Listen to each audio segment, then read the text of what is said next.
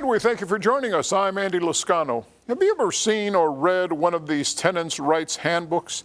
It explains everything from repairs and improvements to security deposits to evictions and more. You know, the Troubleshooters receive so many calls from renters asking us for help because they don't know what they can and cannot do when they have issues with their landlord.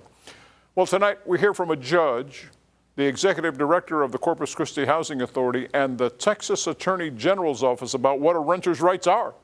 We're also going to speak with a couple of renters. Now, your Action 10 News Troubleshooters Report. Donna Ware says she's been living in her apartment on the city's south side for 6 years. Earlier this year, she went on vacation for an extended period of time. While she was gone, she received phone calls from her neighbor. There was water leaking onto the floor of Ware's apartment. About maybe 3 or 4 days later, she goes back into the apartment. The water's still there. I calls the office, ask them, why is the water still down? They keep talking about some kind of work order. Because the repairs still have not been taken care of by management, Ware claims that as a 2-time cancer survivor, she doesn't want to expose herself to possible mold.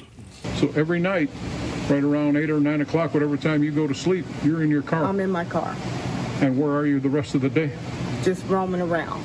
Jeremiah Alejandro has lived in his apartment on Upriver Road less than 4 months. He says he and his fiancee kept noticing this particular soft spot on the kitchen floor kept getting bigger and bigger. This picture shows it grew into a 14-inch hole. And your girlfriend, your fiance, fell through it. Yeah, well, she stepped in it and fell, but I actually fell through the hole. Alejandro says he fell into it all the way to his knee. Fortunately, no one got hurt. The Troubleshooters asked Ware and Alejandro if they knew what their rights are as tenants when problems like this surface. With this situation, I've learned you've got to be on them all the time and, put your foot down and don't accept later for an answer. Did you know what your rights were as a renter? I mean, did you know? I know this is not right. Okay. I know this is not right. And they know it's not right either. What the Troubleshooters want Ware and Alejandro and all renters to know is there are resources available to help. On the Texas Attorney General's website, click on Renters' Rights. You can read this Tenants Rights Handbook. And Precinct 1, Place 2 Justice of the Peace Henry Santana, who hears cases between tenants and landlords and reminds tenants that landlords have a responsibility by law. They're responsible for a healthful environment, no roaches, no termites, nothing, and they're responsible for a safe environment. According to the judge, if, for instance, the tenant's going to be responsible for pest control, it must be written in bold print in the lease agreement. The party responsible for repairs must also be written in bold print in the lease. If you are to be reimbursed for repairs you make, it must say so in the lease.